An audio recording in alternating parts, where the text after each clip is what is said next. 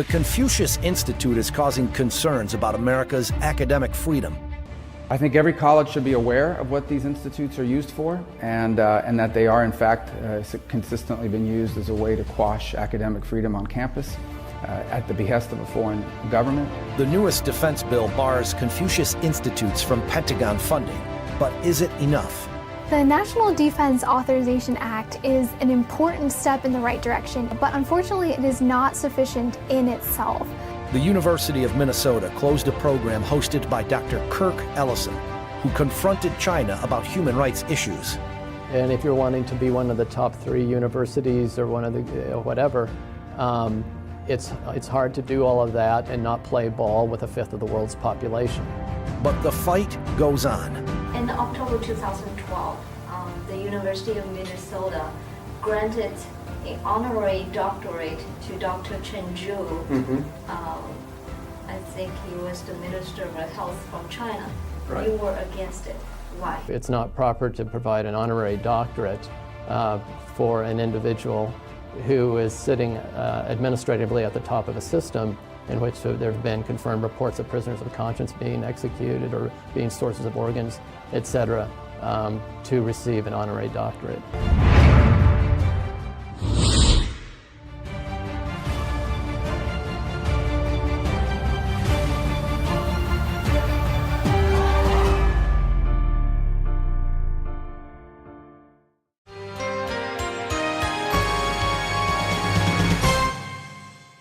Welcome to Zooming In. I'm Simone Gao. Academic freedom is the cornerstone of American academia. It protects the rights of teachers and students to research and discuss their subjects without fear of censorship or discipline. But what happens to academic freedom when a foreign authoritarian government like China takes roots on U.S. campuses? This is the controversy surrounding China's Confucius Institute. But does China's influence on American campuses extend past the Confucius Institutes? In this episode, we'll take a look at how China's influence on American campuses affects professors, students, and academic integrity. The Confucius Institute was established in 2004 by Hanban, which is overseen by 12 national-level government bodies, including the Ministry of Foreign Affairs, Ministry of Culture, Ministry of Education, the State Council Information Office, and more. There are currently over 100 Confucius Institutes on U.S. university campuses and over 500 K-12 Confucius classrooms in the U.S. According to Outsourced to China, a research paper on Confucius Institutes by the National Association of Scholars, Hanban provides operating funds and screens and pays Confucius Institute's Chinese teachers and staff members. Hanban also provides textbooks and approves Confucius Institute courses, which are sometimes offered for credit. By whitewashing history and censoring content, the Confucius Institute strives to educate a generation of Americans to know little more of China than the regime's official history. In a 2011 speech at the Confucius Institute's Beijing headquarters, Standing Politburo Committee member Li Cheng-chun said, "The Confucius Institute is an appealing brand for extending our culture abroad. It has made an important contribution toward improving our soft power. The Confucius brand has a natural attractiveness. Using the excuse of teaching Chinese language, everything looks reasonable and logical." Everything looks reasonable and logical to some American politicians, too. At a forum on U.S.-China educational exchanges in April this year, when asked about the rising concerns over Confucius Institutes on American campuses, former member of the Congress, Matt Salmon, said this. Because there is plenty to be concerned about with our relationship with China.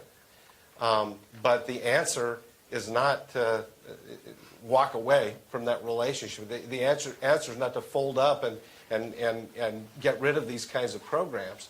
To me, the answer is to have more of this so that there can be more mutual understanding, more dialogue, more interaction with one another. And so I believe these kinds of programs, they need proper oversight, and they need to, we need to have mechanisms to ensure that they're doing what they're doing, but I believe those mechanisms are in place.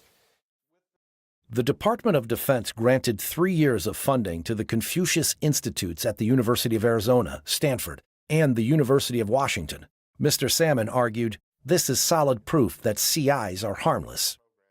And again, I would go back, if the DOD believed or had serious reservations that the Confucius Institute was some kind of a threat to national security, they wouldn't have in their wildest dreams decided to provide grant funding, for them to do that. But all this changed quickly. Around the same time Mr. Salmon defended the Confucius Institute, 2 congressmen wrote to Texas A&M raising concerns about its Confucius Institute. Days later, the school said it would terminate its agreement. In May, Senator Marco Rubio also sent a letter to 3 colleges in Florida regarding their Confucius Institutes. I think every college should be aware of what these institutes are used for, and that they are, in fact, consistently been used as a way to quash academic freedom on campus at the behest of a foreign government. And I would encourage every college in America to close them. There's no need for these programs. In August, President Trump signed the latest National Defense Authorization Act, NDAA. It prohibits Pentagon funding for Confucius Institutes on U.S. campuses. In the future, any universities that have Pentagon funding and Chinese government-funded Chinese language programs will have to secure a Pentagon waiver if they want to keep both. A few days later, the University of North Florida said it would close its Confucius Institute. What will happen to the Confucius Institutes on American campuses? I had a discussion with Rachel Peterson, Director of Research Projects at the National Association of Scholars. She wrote, Outsourced to China, Confucius Institutes and Soft Power in American Higher Education. So Rachel, do you think the National Defense Authorization Act of 2019 does enough to counter the Chinese Communist regime's influence on American campuses? The National Defense Authorization Act is an important step in the right direction in incentivizing colleges and universities to disentangle their Confucius Institutes from the rest of the college campus. But unfortunately, it is not sufficient in itself. The NDAA forbids the Department of Defense from funding Chinese language programs that are entwined with Confucius Institutes on campus. But as long as the university completely separates its Pentagon-funded program from its Confucius Institute, then the university can continue to operate both. So more needs to be done to encourage colleges and universities to cut their ties with their Confucius Institutes. Right. What else needs to be done then? The federal government should condition more federal funding on colleges and universities closing their Confucius Institutes. It should be a condition to receive federal funding to close that Confucius Institute down. The Higher Education Act is currently up for reauthorization, and the National Association of Scholars has encouraged Congress to include language to that effect. We've also said that there needs to be more transparency. Right now, colleges and universities are signing secret contracts with the Chinese government for the purpose of setting up their Confucius Institutes. There should be no secret contracts between American colleges and the Chinese government. Those contracts need to be made public, and the American people need to know the amount of money that the Chinese government has invested into these Confucius Institutes. All of this needs to be made publicly available for the sake of transparency and for protecting the integrity of American higher education. Right. Talking about the integrity of American higher education, how do you think Confucius Institutes impact American scholars? Say, if these scholars are not staff members of the Confucius Institutes but are on the same campus with the CI, will they be able to publish on topics critical of the CCP? I did case studies at 12 colleges with Confucius Institutes, and I talked to the scholars on those campuses. And what I found is that many professors felt that the presence of a Confucius Institute increased the pressure on them to avoid talking about sensitive topics. They felt that pressure from China, but they also felt that pressure from their own university administrations who didn't want to jeopardize the funding stream that Confucius Institutes had generated. The universities themselves had turned into enforcers of China's speech codes and had effectively passed those on to the professors. So it was limiting their academic freedom and their freedom to teach their students openly on issues related to China. Coming up, besides academic freedom, what else has the Chinese regime's presence on American campuses done to scholars?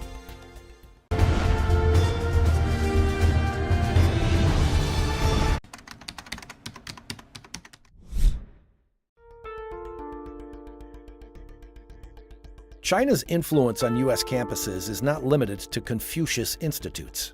Many universities rely on Chinese international students to make up for dwindling enrollment.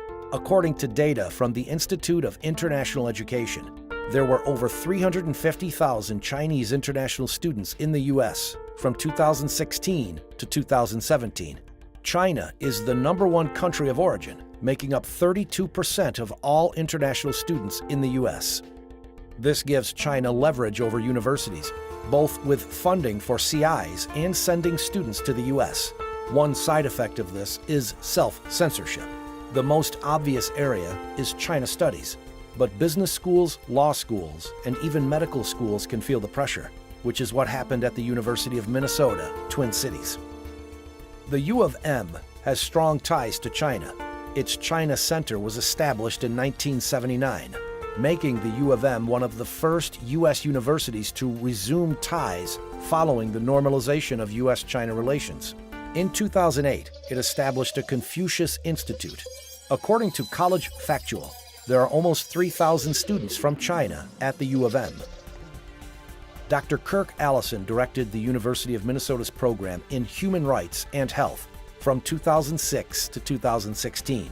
He's an outspoken critic of China's organ transplant system, which persistent and credible reports indicate supports a systematic, state-sanctioned organ harvesting from non-consenting prisoners of conscience, including Falun Gong practitioners and members of other religious and ethnic minority groups. In 2012, the University of Minnesota granted an honorary doctorate to Chen Zhu, Minister of Health from China. Dr. Ellison openly objected to it. In October 2012, the University of Minnesota granted an honorary doctorate to Dr. Chen Zhu. I think he was the Minister of Health from China. You were against it. Why? Right. In my view, it's not proper to provide an honorary doctorate for an individual who is sitting administratively at the top of a system in which prisoners in a death penalty system in which there's insufficient representation in particular, in which there have been confirmed reports of prisoners of conscience being executed or being sources of organs, etc., to receive an honorary doctorate. In 2016, Dr. Allison's program on human rights and health was closed by the university. You were the director of the program in Human Rights and Health at the University of Minnesota School of Public Health.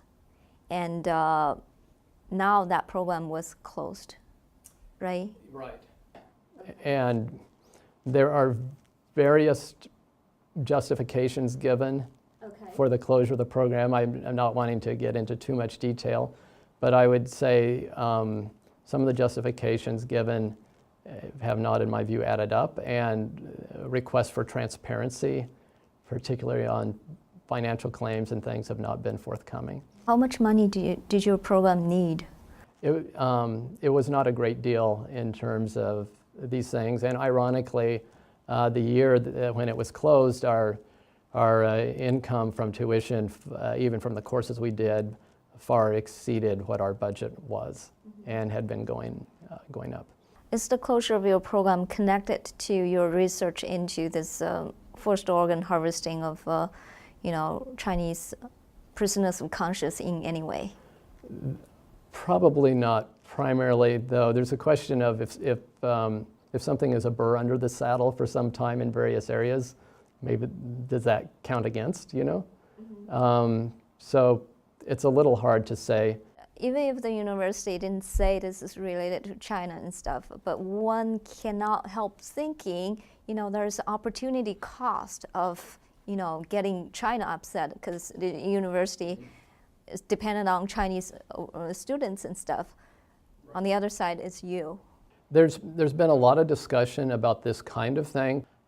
Even when David Mattis came one time to talk, there was a situation in which somebody in an administrative structure wanted to look at the flyer that was being used to advertise the talk, which was extraordinary, right? Because at the time there was some sensitive program that was about to launch that was related to China. And so there can be a kind of self-censorship that kicks in. And if you're wanting to be one of the top 3 universities or one of the whatever, it's hard to do all of that and not play ball with 1/5 of the world's population. The university is paying a price, and part of that price is you, and people like you, right? Well, it may be in certain circumstances, you know. Right. And in that sense, one may end up being, quote, collateral damage, right? But do they care about the price they pay? Cost you and your program? It depends on what they think the cost-benefit analysis is, right? But what do you think? Well, I feel sorry for the students. Okay. Is what I think. Are you going to continuing on this path to investigate? I intend to, and we'll see what happens and in what format. Yeah. Why is this important to you? Well, I think human beings are important. As of today, Dr. Kirk Allison's program remains closed despite numerous letters of support from university staff members and individuals on human rights programs in the U.S. and internationally. The University of Minnesota has not responded to Zooming In's request for an interview about the closure of the program in human rights and health. Coming up, how the Chinese government interferes with student activities.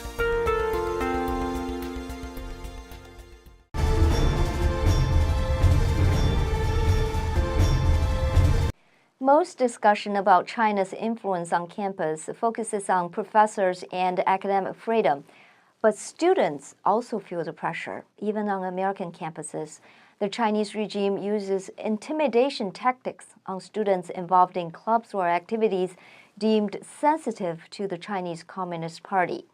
Zooming In writer Jess Beatty proposed this episode based on her own undergraduate experience as a member of the Falun Gong Student Club at the University of Minnesota.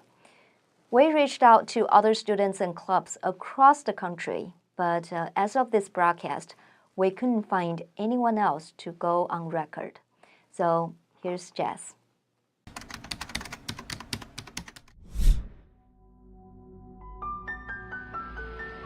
In either 2006 or 2007, I was walking to Walter Library and a big white van stopped in front of me right here.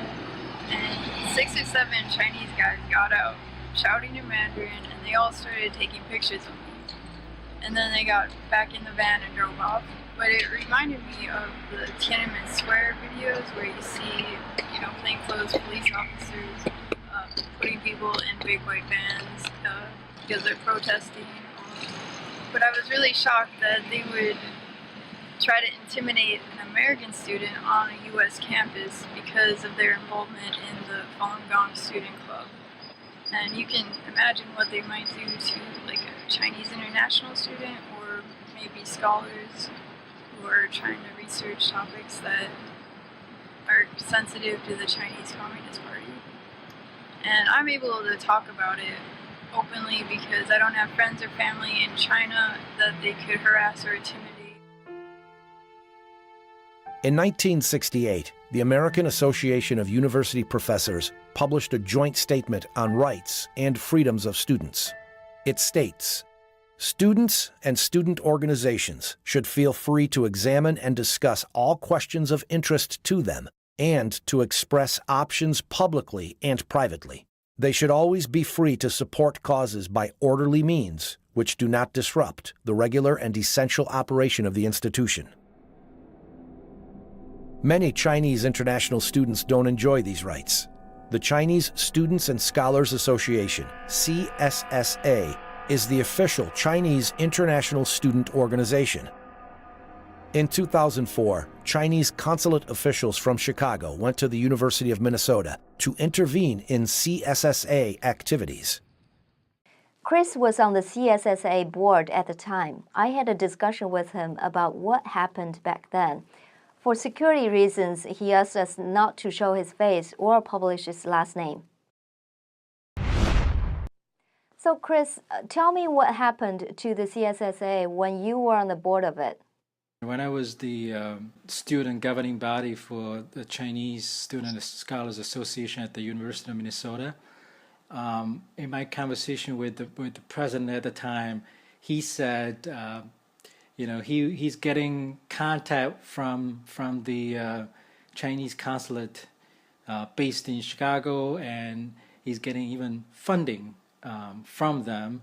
It was through a check that's directly deposited into his personal account. So I don't know if there's any record or tracking, but he's getting money from the consulate in Chicago. He's getting phone calls. He's getting sort of different directions from the consulate. In 2004, a Chinese student who practices Falun Gong campaigned to be the CSSA president at the University of Minnesota. Something happened when Chinese officials heard that she practiced Falun Gong, right? Tell me about it.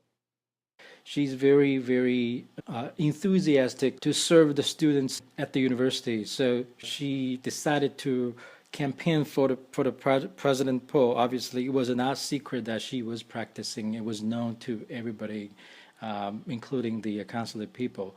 So then I think there was a couple of weeks after that dinner hosted by the Communist consulate from Chicago, a Chinese student from the University of Minnesota who used to serve in the association before several years ago, and all of a sudden put up a social media posts in one of the website saying, wow, he got the news that Falun Gong wanted to take over the Chinese Student and Scholarship Association in University of Minnesota.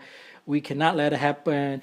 I decided to run for the president as well. Please support me. And so it was sort of spread across the students within the University of Minnesota.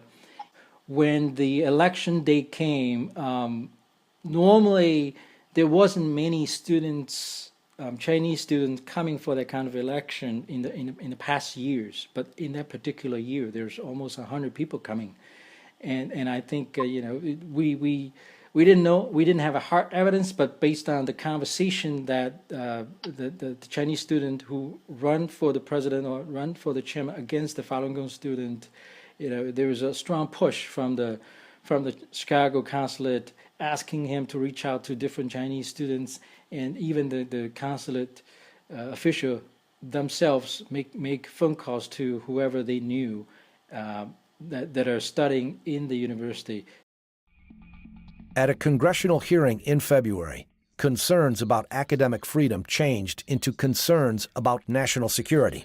FBI Director Christopher Wray said Chinese spies are almost everywhere in the academic sector. I think in this setting, I would just say that the use of non-traditional collectors, especially in the academic setting, whether it's professors, scientists, students, we see in almost every field office that the FBI has around the country. It's not just in major cities, it's in small ones as well. It's across basically every discipline. And I think the level of naivete on the part of the academic sector about this creates its own issues. They're exploiting the very open research and development environment that we have, which we all revere, but they're taking advantage of it. So one of the things we're trying to do is view the China threat as not just a whole of government threat, but a whole of society threat on their end, and I think it's going to take a whole of society response by us. So it's not just the intelligence community, but it's raising awareness within our academic sector, within our private sector, as part of the defense. Are Chinese spies everywhere? Are overseas Chinese students collecting intelligence for the Chinese government as well? Here's what Chris has to say. You know, in February, FBI Director Christopher Wray said China is using students and others in the academic setting to gather intelligence. So, as a former Chinese international student, to what extent do you think China is using students and professors to gather intelligence? A lot of students, out of sort of perceived patriotism, they wanted to do things for the Chinese. Sometimes they're forced, but sometimes they sort of semi-voluntarily doing things for the Communist Party. They will be, asked to collect informations, asked to collect intelligences transfer without knowing, and they could be violating the U.S. law and doing a work that a spy would do. And then I think the Western university should let them know that whatever they do like that they are at risk of being a potential violating the U.S. law, being a spy for the Communist Party, and they could be getting into a lot of troubles in the U.S. And I think not many people knew about that. The Chinese Communist regime's apparatus has been operating in America for decades without Americans realizing what is really going on. Now things are changing. A lot of the wishful thinking towards China is gone. To a certain extent, that's sad because China does have a rich history and a brilliant culture. But today's China under communist rule is no longer what it used to be. Until the ruling party and its impact is gone, the world should keep a realistic view of this once great country. Thanks for watching Zooming In. I'm Simone Gao. See you next week.